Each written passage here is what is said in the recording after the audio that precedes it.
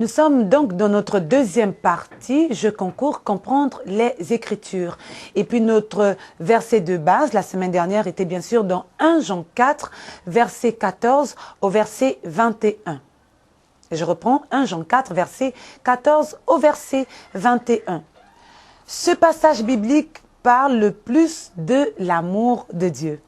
Ce passage biblique parle le plus de l'amour de Dieu.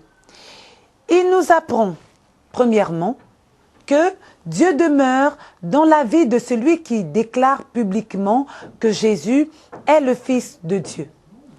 Deuxièmement, que Dieu est amour. Troisièmement, que Dieu nous a aimés le premier. À propos donc de Jésus, il nous apprend que Jésus est le sauveur du monde.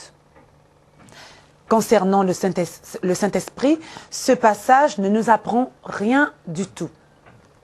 Dans ce passage, la Bible nous promet de devenir la demeure de Dieu si on déclare publiquement que Jésus est le Fils de Dieu et aussi si on demeure dans son amour.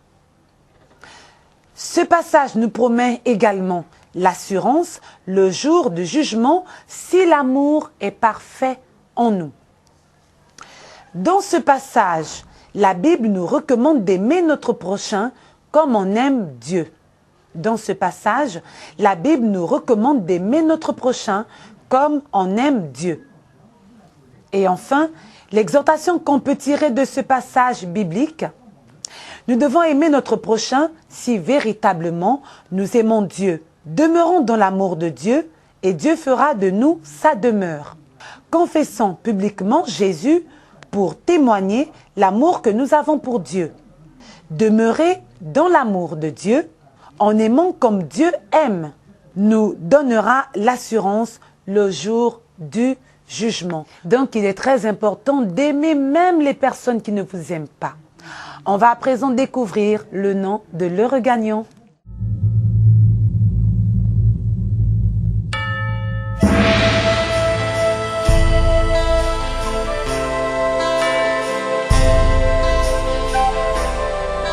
Toutes nos félicitations. Nous vous invitons à passer mercredi autour de 15 h au quartier Sotega, précisément derrière le château d'eau, pour pouvoir récupérer votre lot. Donc, le nouveau passage biblique à comprendre est le suivant. Éphésiens 5, versets 1 à 11.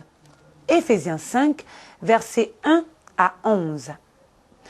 De quoi parle-t-on le plus dans ce passage biblique? Donc, Éphésiens 5, versets 1 à 11. De quoi parle-t-on le plus dans ce passage biblique? Deuxième question. Que nous apprend ce passage à propos de Dieu, de Jésus-Christ ou du Saint-Esprit?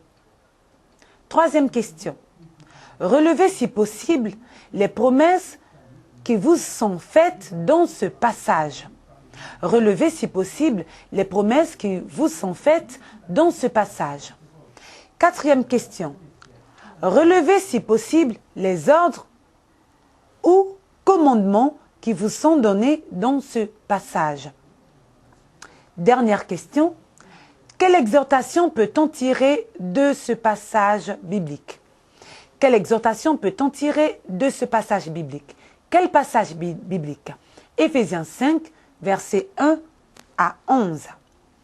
Alors, c'est le même principe pour participer à ce jeu, concours évidemment.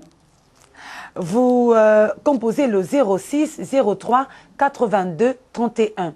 06 03 82 31, uniquement par SMS. Et donc, la première personne qui donnera les 5 bonnes réponses recevra une Bible offerte par les cours bibliques par correspondance Emmaüs. Je reprends.